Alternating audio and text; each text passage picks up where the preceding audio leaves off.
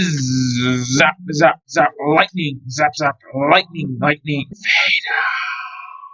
Hello everybody, it's me, the Lego Dude, and in today's video I'll be talking about the UCS Wazer Quest, which has finally been officially revealed. With its official reveal, a lot more high quality pictures of it are now available, so let's start taking a look at them now. Starting off with the minifigures, first we have a minifigure which is a lot more exciting and better than I thought it would be, and that is the Mandalorian minifigure. Not only does the Mandalorian have the early Season 1 armor which I wanted him to have, he also has a bunch of brand new prints which LEGO added to him just for this UCS set. Here's the side by side of the old compared to the new, and there's a huge difference. The new version looks much better, including the helmet, which has a lot better prints on it, which make it look a lot more realistic than the old one. Not only this, but he also has brand new arm printing, which is a lot more accurate, and also all the prints in general are just a lot better. If you asked me before this, then I would have told you that the Mandalorian was the least exciting minifigure from this set, but after seeing this brand new Mandalorian, I can pretty confidently say that it's the best minifigure in this set. Moving on to the next minifigure, we have the child and his pram, and this is just a pretty standard the child minifigure, but something that I think is really cool is the design for the pram. I think that the design is awesome, and it's also really great that they finally added the pram into a LEGO set because it's basically in every episode of The Mandalorian wherever the child goes. Next up is the Cuyo minifigure, who doesn't look as bad as in the leaked pictures we got a couple of months ago, but the minifigure still doesn't really look that good. The face is still a little bit droopy, and overall I'm just kind of disappointed in this minifigure still. There will also be Cuyo's blurg, which is brick built, and it looks decent, but for a $600 set I would have much preferred if this was a molded piece which had a lot more detail to it. Instead, it's just a buildable character which looks decent, but it's not the best it could have been. And finally, the last minifigure which will be included in this set is the blue mythwolf from episode 1 season 1 of The Mandalorian. Most of the prints on this minifigure are good, but then if you look at the head, then this minifigure is just absolutely horrible. Instead of making a brand new mold for the head which would have looked much better, they just printed everything onto the normal LEGO head and it doesn't look good at all. This is a $600 LEGO set that you're paying for, and instead of making a brand new special head mold for a minifigure which really needed it, they just decided to go the easy and lazy route, which was to just print everything onto the normal LEGO head. I'm really disappointed by this, especially because $600 is such a massive price tag, so you should be expecting to get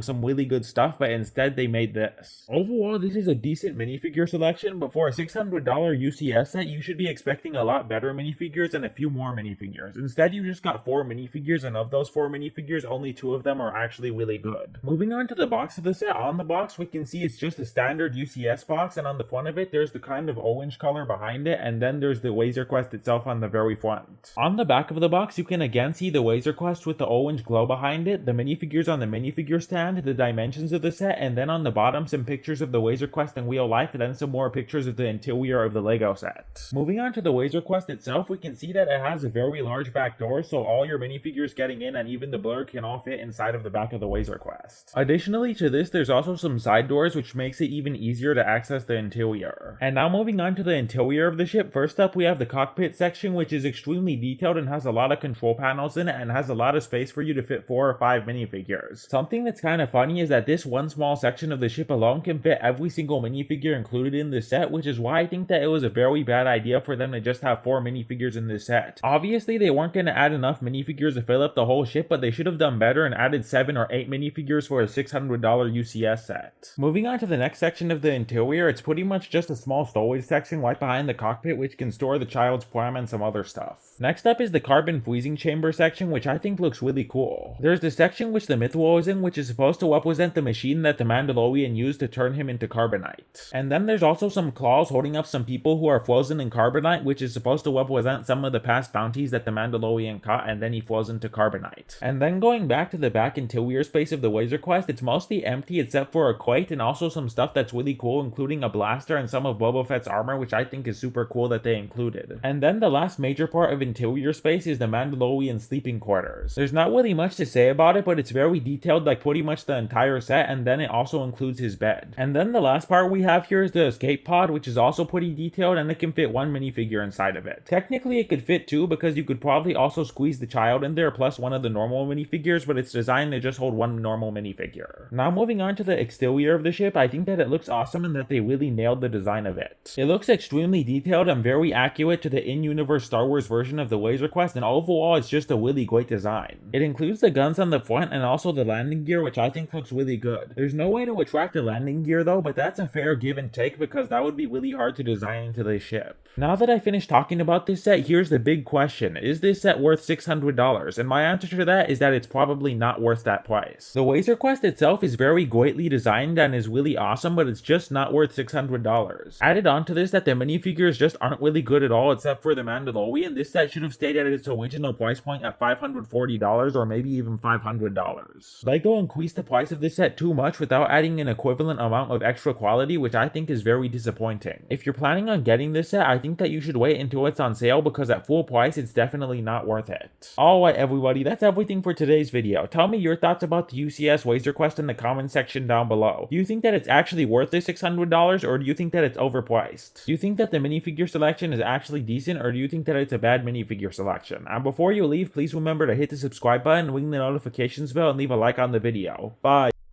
Created by The Lego Dude. Produced by The Lego Dude. Directed by The Lego Dude. Paid for by The Lego Dude. Edited by The Lego Dude. Thank you for watching, please subscribe and leave a like.